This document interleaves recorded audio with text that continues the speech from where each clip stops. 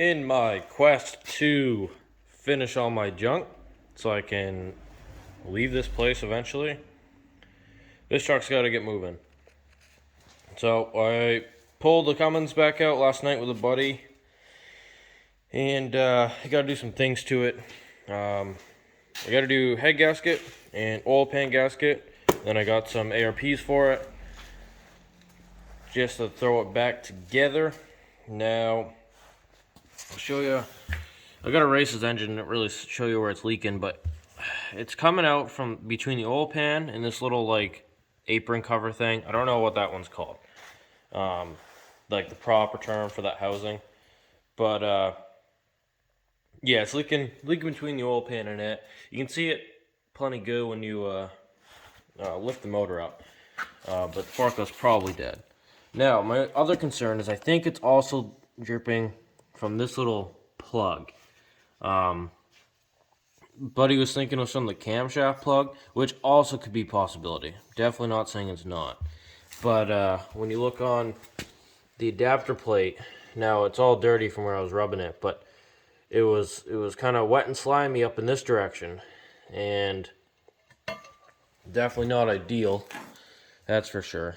So I don't know right now, but pretty much all I'm gonna do is pull that motor mount off. I got my block's fucking rusting holes right through it again, and I'm just gonna try to clean up that a little more and a little better this time, and then repaint the side of the block, and then I'll drop the pan and do all those good things probably after work. But almost 6 now. That clock's still wrong from the time change, and I gotta get ready to start going to work. So anyway, this is what it looks like. Now, that's what I did to raise the cab this time. I don't think that's OSHA approved.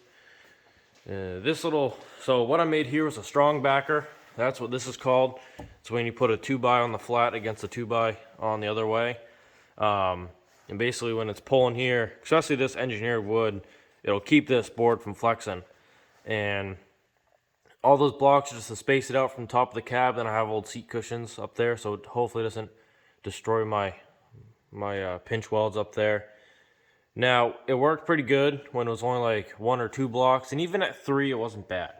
But when you have the 4, she gets, one, I have no more clearance, and this doesn't have weight on it.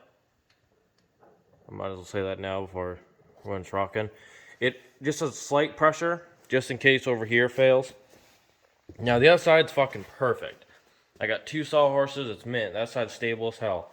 Over here, because we had to roll the frame, so these horses had to stay out far enough from the body mounts. And basically the way it sat was not ideal, right on the edge. And this just wants to tip slightly, but we're okay. So that's like up there, loose enough to not be up against anything, but tight enough where if this somehow falls, everything's going to be okay still. So I did lift the cab and do these little wheel dollies. The problem is I need to get the cab high enough and the frame low enough for pretty much this alternator bracket to clear. That's the highest point, but then pretty close after that, it's that timing cover and the fuel pump. So anyway, that's what that looks like. Everything's kind of scattered. This is my low stall trans. I got off Larry. I thought it was T. I thought it was Barnett. On the Facebooks. I guess he builds them. I don't know. I bought it from him. We'll see how it goes. Bought it from years ago. Still hasn't moved yet, but not really his fault. And while everything's out, I'm gonna clean up the frame. That middle part's pretty good again. Not bad. I'm just going to take some rust reformer, probably hit everything, then I'll go over that and spray paint it black again, probably a semi-gloss, and I'm just going to hit everything. I'm going to take the air gun, blow off all the dust that's just sitting and accumulating. I'm going to pull that exhaust off because it's literally meaningless right now, and I'm going to hit everything with the spray can. Because in my opinion, spray can's the best frame coating is definitely paint. Spray can is just easiest for me right now. I mean, this frame isn't bad. It's not rotted, but it's just, while everything's off and out of the way, I just want to give it a good paint. So we're gonna do that. And you know, I got to figure out a couple things with this motor. One is this. I think this just got welded on wrong.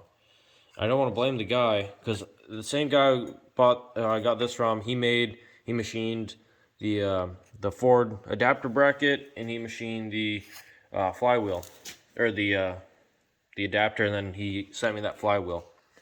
And everything's good except for this, just because it doesn't work with the AC lines. Now I probably need a new AC, and I need this alternator rebuilt. This doesn't spin. But this AC has been open for so long, I kind of just fucked it. So these got to come off anyway, but I think I need to cut this flange off and spin it around so the outlet hose is like coming out this way instead of over here. I think that'll clear it, but it's hard to tell without it being in the truck at the same time. So anyway, we're gonna do that, and I don't know, try to get this thing move, and I don't know. I gotta get it moving. We're gonna farmer this thing up so I can drive it. It'll just be a work truck. I had very high hopes with this thing, and was gonna make it something. Oh, it was a little too heavy for it. It's gonna make it into something truly special, but when special takes time and money, other people's money and jobs kind of come before it, and it's my own fault. It hasn't been running yet, but I just was trying to go too deep, and at the same time half-assing stuff to put it back together, and I don't know, here I am pulling it again, but that's okay. I have a good feeling about it this time. It's out of the truck. Gonna reseal it, slap it back in there. We're gonna probably run on the lines and stuff when it's sitting right here. Run the fuel lines and such to the motor, and I just gotta double check all these lines, because these lines aren't necessarily hard to pull if I had to, but they're definitely easier with the motor out. So might as well, right? So we got a lot done last night. Cleaned up the bottom of the head. It's like, oh, the injectors are in there. And these are just kind of placeholders. And those are the stock ones. I got bigger ones to go in there. Not worried about it. But I'm just going to clean up under here a little bit of, I don't know, degreaser or something. And paint the bottom of the head there.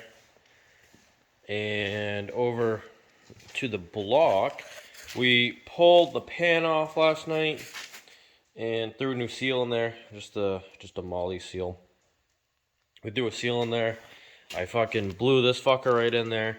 So I'm gonna get another drain hose and run 2, so that later on I can just add a turbo without having to do anything with that plug. Because the dream is to run compounds at some point. So I'm gonna get in a drain tube. I'd rather just throw a drain tube and block it off than put another freeze plug in there. You know, because that's the point where I add another turbo would be a pain in the ass to try to dig that out, and I'd rather just throw that and throw a block off plate in there. So I got a lot of the rust out, and I mean there's still some more in there, and some down here. I need to work on this area most, but this end's all for the most part cleaned up. Looks pretty good, and then I'll leave the heat on it and paint it. And cleaned up the deck surface a little bit, and blew a lot of these holes out, and there was a lot of, that's why all the pistons are a little wet. A lot of coolant oil fucking stuffed in those bolt holes. But either way, looks pretty good to me at least, and get ready to move on. Now, one thing I did do, I took off this like insulation. You can see some of it here. That runs up to the top of the block up here. Now, what I want to know is if that is purely just to keep the tappet noise down, or if some of it is to keep the heat off the back of the ECM. Because ideally, I mean, the motor's only going to be 210 degrees if everything's running right. So if that computer can't take 210, it probably shouldn't be right on the motor, right? That's kind of what I was thinking, but I don't know. Let me know what you think in the comments, and we'll go from there. But the one thing Buddy said is that the underside of this motor is fucking beautiful, and there's no buildup. Everything's shiny. Everything looks fucking brand new under there. And I'm pretty happy with that because the outside looks like shit. So we're gonna go from there and get ready to drop it in here. I'm gonna clean up basically the engine bay area first, so that way, regardless of what happens, that at least this area is ready to go. Because I can clean up the rest of the frame and such afterwards. I started to the other day, but I got another needle scaler because the other one broken, and so I picked up another one of them so I can clean up the motor, and a lot easier. I figured that block didn't want to take an air hammer. I was too scared to do that, so I got another needle scaler, get some of that rust out, and then I'm gonna needle scale around this front area for now. Throw some spray paint on it because I love spray paint, and I've been using this the high performance stuff, and I didn't do it the first time around. This looks like fucking shit, so we're gonna do that. Gotta clean up these buckets. These buckets are pretty nasty, but I think with the I didn't have a needle scaler back then, so I think doing that will clean up a lot of it a lot better, and then we'll move on backwards at some point. Maybe I'll clean up like where the cab will sit and a little further back, and then we'll roll this thing back, and I'll do the rear end of it when it's sitting back there and kind of in the open again. So maybe that's what I'll do. But anyway, moving on. Back on the Cummins build. I got the head cleaned up for the most part, and pretty much right now I just want to get the underside painted. Just hard to reach spots when it's on the motor. So come over to the motor now, and I still got to pull the pan off just to clean it up, or at least raise it up, clean it up. And I got to get 2 more turbo drains because I fucking broke that one. But the only thing I'm having an issue with now is just these little like rust sweats coming back through the paint. So I don't know. And I got, obviously you can see some here. There's some buildup there, and there's a lot of buildup here. I just gotta try to knock off, and then give that a little paint job. But besides that, this block is pretty much done. I can throw the rear section of the engine back on and the flywheel back on, and yeah, the motor's coming along pretty good. Now over to the truck. I've cleaned up for the most part to what I'm happy with. This like front section of the frame, pretty much back to the transmission, and I just gotta throw, I think there's a bracket in here somewhere.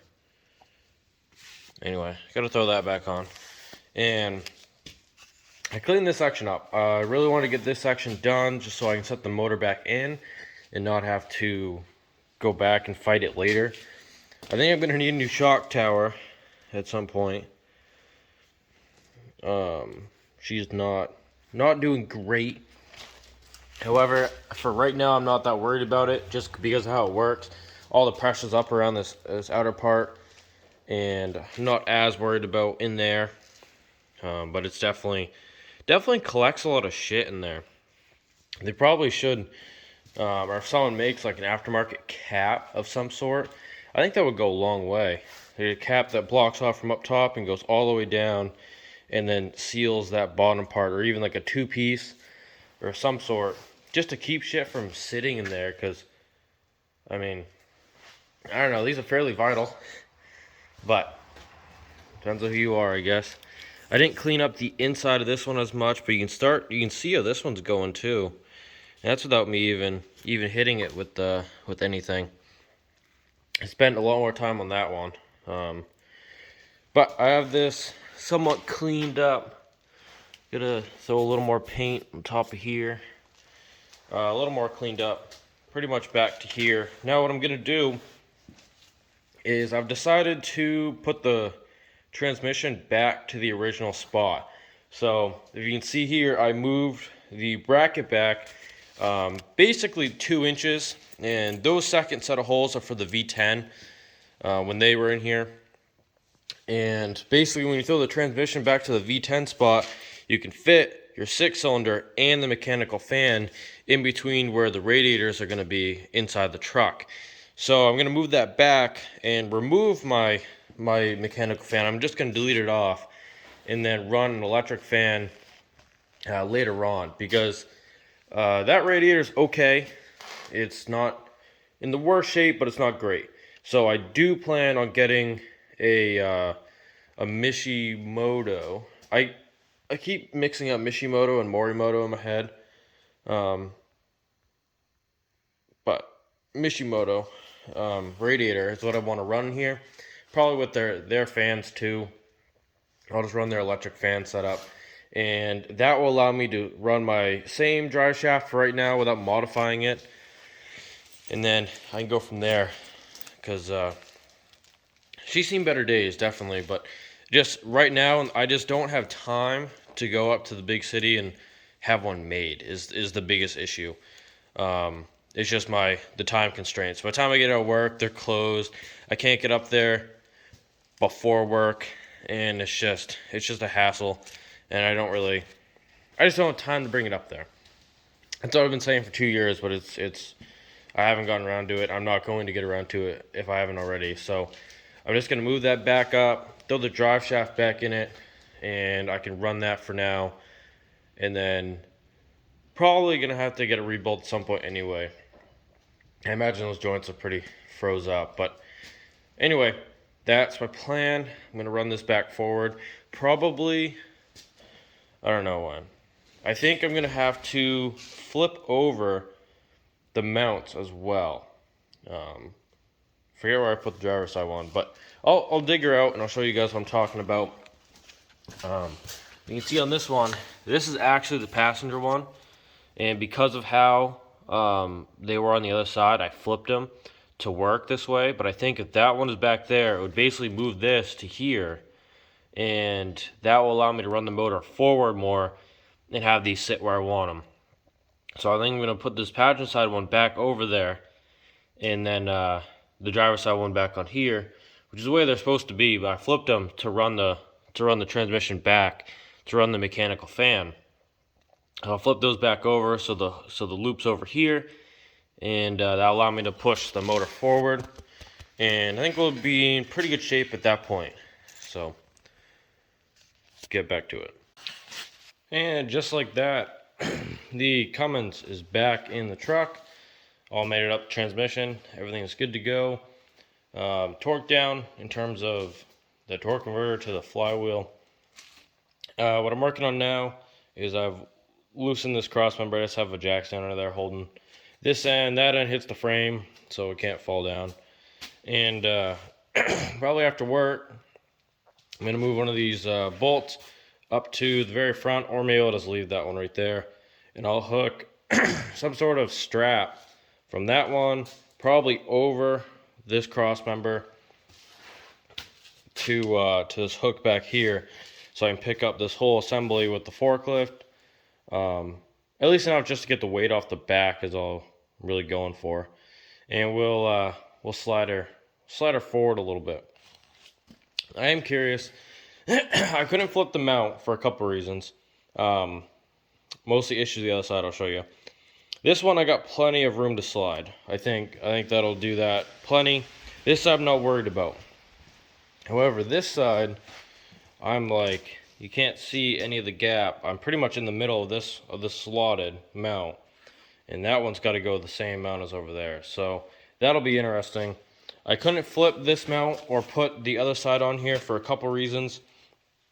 One, this only has 3 bolts, 3 that you see. The one that goes under the mount, which arguably probably the most important one, in my opinion. Previous owner, the bolt is broken. And then the other set of mounts up here, the bolt's also broken. So if I use the other mount, I couldn't use it here because it's the longer part here is on this end, and I hit my oil drain for the turbo. And if it's over here, if I use the other mount over here, I only have 2 bolts because I have 2 holes that are broken off. So I had to use this setup again, which is fine. I'll try to make it work. We'll see what happens, but we'll keep moving forward, I guess. Well, I want to get a video out there for you guys about this truck. So I'm going to end this first part of putting this motor back in now, I guess. Here's what I got. I got my 2 new oil drains in there. I moved up the transmission to the old mount. This side's mint right at the top, or the front of the motor mount on the truck. That one's fine. This side we have some major issues. It doesn't work. So I gotta get creative with that one. Likely what I'm gonna do is lift it up, take this motor mount off, and then cut this whole piece off and slide it down, and then weld the fuck out of it. And I think that's what I'm gonna do. It seems about the easiest thing. So I have a welder. I have everything to do it. I think that's what I'm gonna do. So that's my plan. Especially where I don't need that bottom bolt, or I'd like to have it, but I'm not going to drill it out. I don't care enough. We're just gonna run this thing till it breaks, and when it breaks, we'll assess the damage and fix it. So we're gonna go from there. I gotta clean up the rest of this frame, or at least where the cab sits on, and I need a couple more cans of rattle paint. But besides that, this thing's in. I'm getting ready to put the head on. Honestly, I'm hitting that downward trajectory of wanting to work on this thing again. I don't know. I got so many other things going on. Fucking winter's coming and starting to get cold, and being this giant shop with no heat, it's kind of cold in here. And I don't know. I just lose ambition pretty quickly, especially when everything costs money. And I have so many other things in life I need money for right now, more than this truck. But I do need this thing to move. So I don't know. They're kind of punching my fist in the air. But anyway, that's gonna be it for this video. This thing's in here, ready to roll. Gonna throw the head on, and then before I put the cab back on, we're gonna run all the lines. I gotta make these fuel lines work.